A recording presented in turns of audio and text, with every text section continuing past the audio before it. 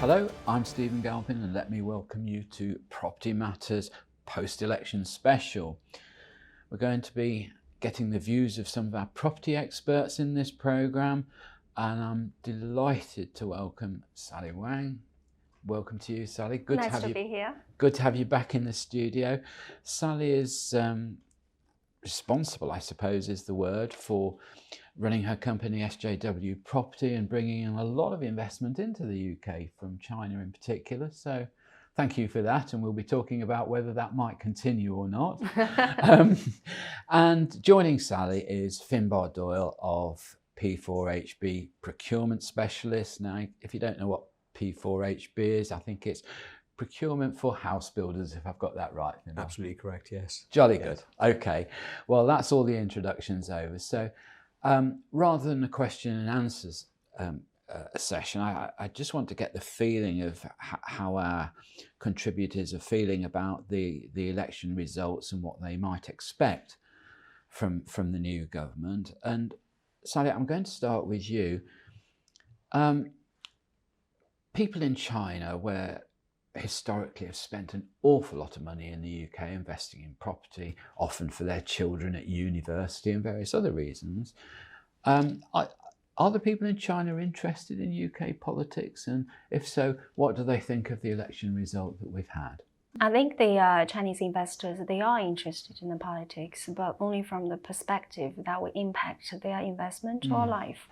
So I'll give you an example. If they're buying for their children are studying here, they wanted to know whether the politics, whatever the election result or what's going to happen afterwards, will create a very happy, safe, and very harmonious, is it the word, the harmony, the environment for their kids to study, and also whether the education system here, the quality is still good, top notch.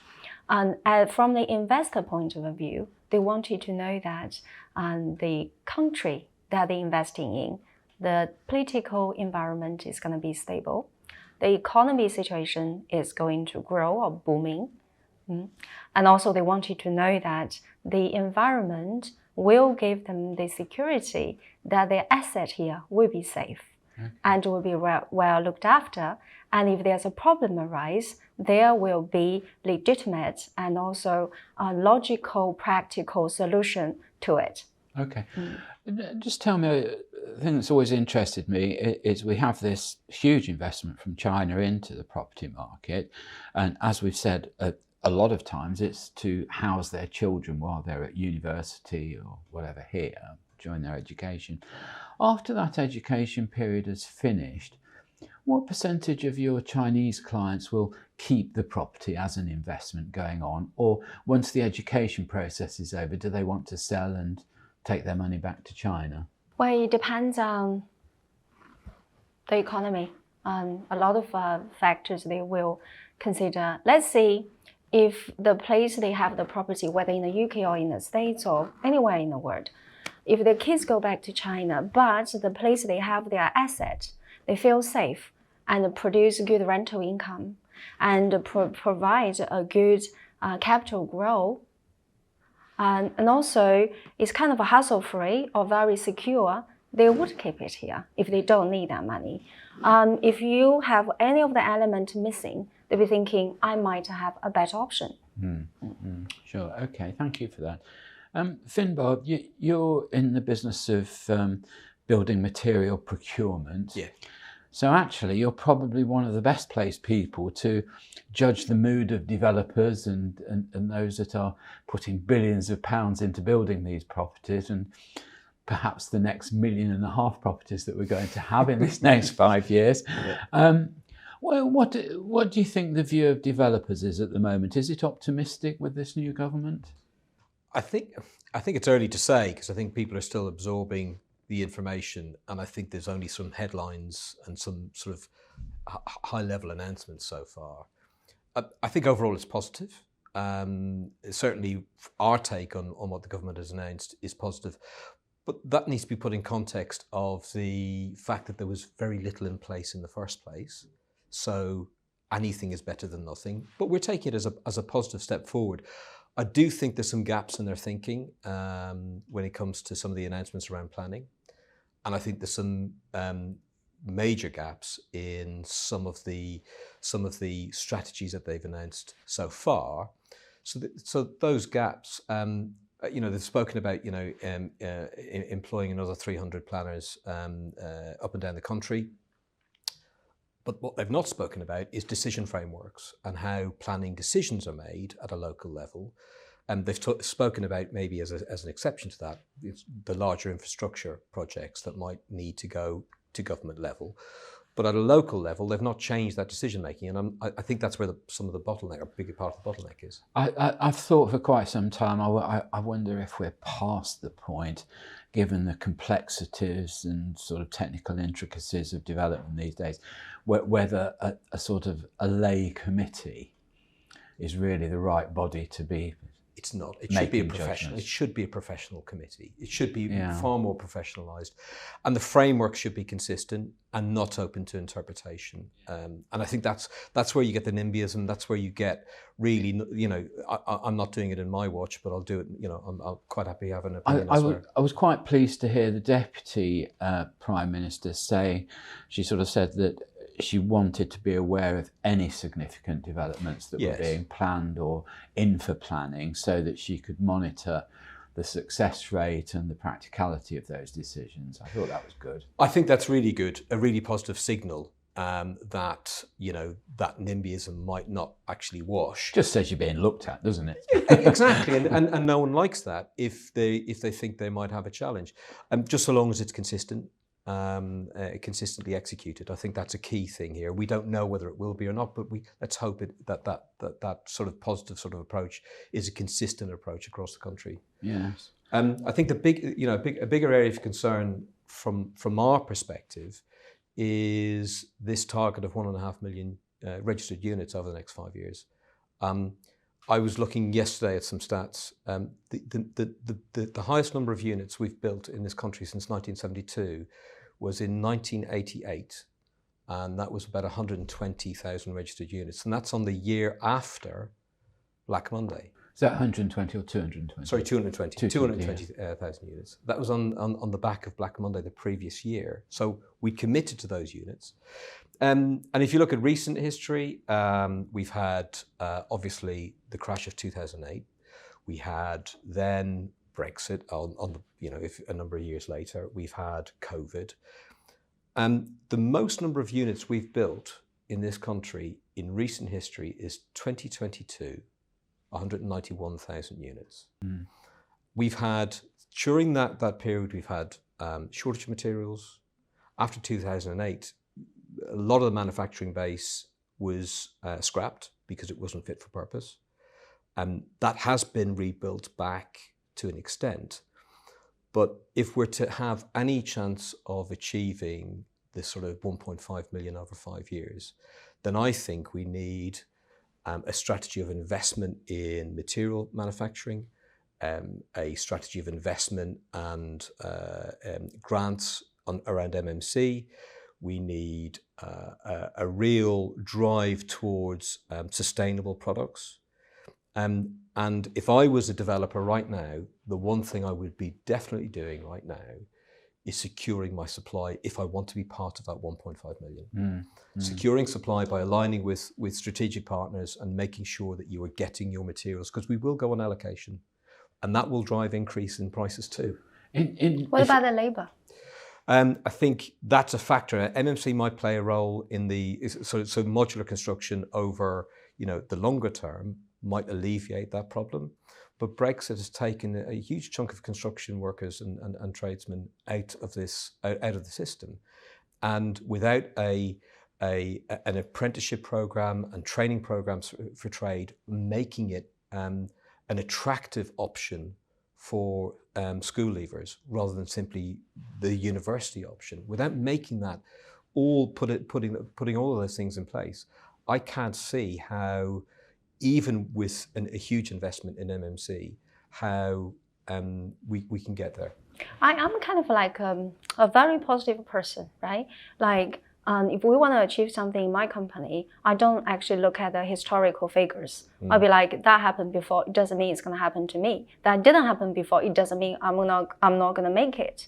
But the thing is, as you said, we need a strategy and also a solid plan. But does the government, I mean, you're in the development sector of the industry, did you see solid plan or strategy? Do they have a strategy, or is just the industry people have not seen the strategy yet to deal with the challenges to make this happen? Apparently, from what I heard, the two challenges are material and the labor. Yeah. So I think previously, this is a more interventionist strategy that's coming from the government. The Conservative government was far more interested in letting enterprise make decisions and find their own way and reap the rewards or the losses as they went. This interventionist sort of approach, I think, still has some gaps, and I think it's too early to say whether or not there are no plans, perhaps. So they just set a goal, but they have not decided from your understanding, they have not set up whether to go through the introduction I hope they haven't yet decided, but they're talking about it.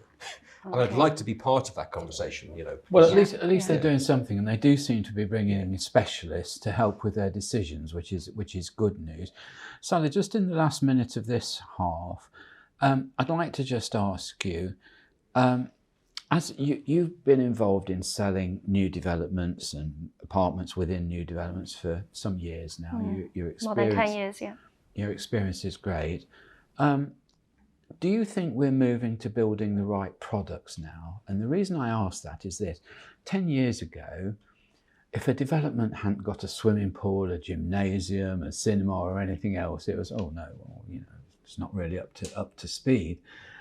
Now we have such a focus, because of increased borrowing costs, we have such a focus on keeping service charges down and making the investment more profitable. Do you think developers have grasped onto the fact that perhaps developments need to be more simple, straightforward, and offer just accommodation rather than all these very expensive facilities? My thought on this is, well, you've got to look at it. I will look at this from different angles, different layers. First of all, in my mind, I think architecture, buildings like this, in the ancient times, that's the first way for human beings to write our thoughts. That's why we have pyramids. That's why we have the Great Wall. And then, because the publication, the printing industry comes in the 15th century, then we started to kind of forgot about what architecture or buildings, what their real meanings are. And then at some point, it becomes just a room for human beings to live in. I think that's a wrong approach. The right approach is these, every single, even the studio apartment, that's for a human being, one of us, to live in. So the ultimate goal is this needs to be a community. This really needs to provide a sense of living, to show who we are in the 21st century in different era. But then the thing is, if you're taking it back to a bigger picture, all the buildings that are now currently building in London or in the rest of the UK, it needs to be in time with the country's ultimate vision. That's all we've got time for in this half of the show. So join me again after the break when I'll be talking to Sally and Finbarr about the election results.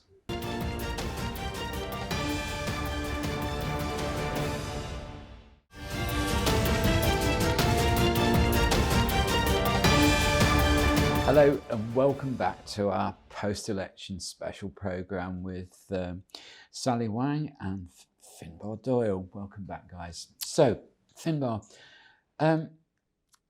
we've got this target, or supposed target that we've been told about, of 1.5 million homes in the next, well, really it's going to have to be in the next about 4.5 years, isn't it?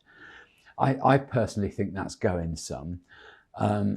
Taking that, we have difficulties. We have difficulties over materials with escalating costs, And we have difficulty with labour since the introduction of Brexit. How are we going to cope? Well, that's a really good question, Stephen. I think that there's a couple of fundamental shifts we need to make. We've, as a country, made it really attractive for kids to come out of school and go to university. We've made it unattractive for construction is an unattractive industry. We've made it that way, mainly around the sort of standards that we set, etc., etc.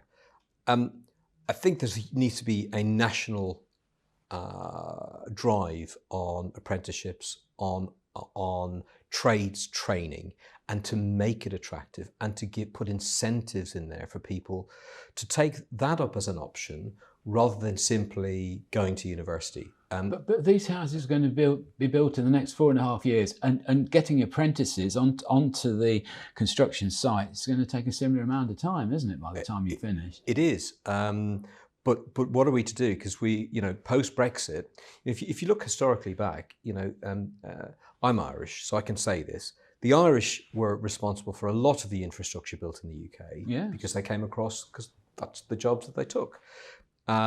Eastern Europeans took those jobs 10, 15 years ago, and 1 in 2 of construction workers 7 or 8 years ago was Eastern European in London. Yeah. So, we've closed our borders to that, and I think we need a national conversation around how we're going to do this, because there's no quick solution here. There's really no quick solution. So, are the government wrong to give these targets out?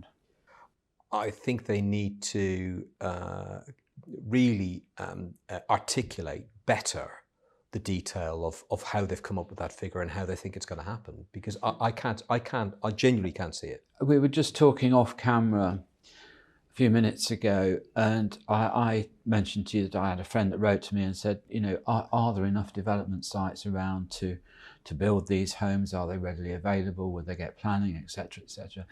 And I would like to see us move to the sort of continental way of doing things, which would be that either the government or the local authority take an area of land, they put the infrastructure in, the drainage pipes, the electricity, the gas, or whatever else is needed, and then say, right, here is to use a Boris expression, an oven-ready site. Would you like to buy part of it? And I think that would work. I think that's a much better approach to the one we have currently. And on the continent, that's exactly what happens. I was in Ireland for 2 weeks, came back last week, and all the new developments in Ireland are based on that. You create the infrastructure first, and then you create the communities second. And I think doing it that way means you can build communities. Doing it the other way means you're building units.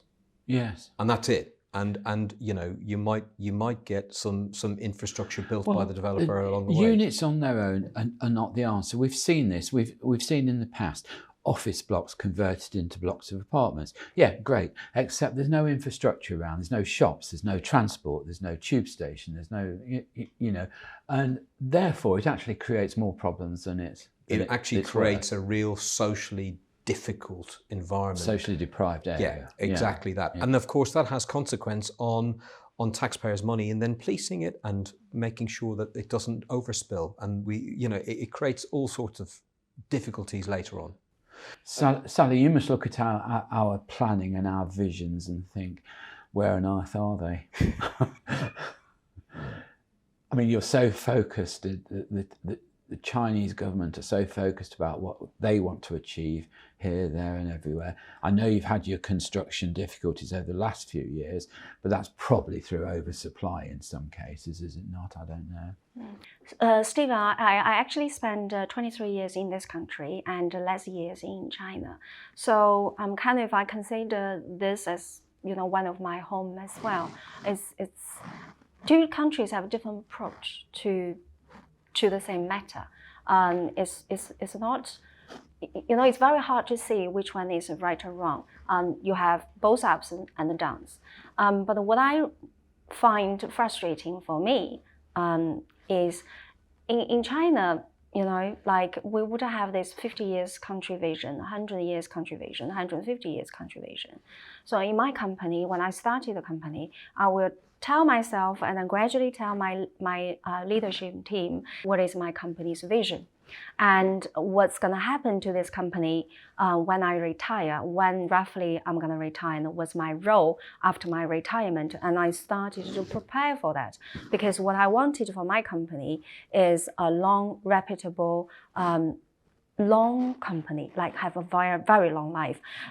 In the UK, I've seen that the lease year is different from in China. In China, the lease year is 70 years, but here you can go up to 199 years. So I keep telling all my team, the leader members, and I said, okay, I want SJW to exist as long along the way of 999 years, as long as the lease. This gave me some meaning to my life because I devoted like 20, 30 years of my life to this company. As country is the same, you know, I feel frustrated, like I do not know what is this country's long-term vision, at least from the TV, the newspapers.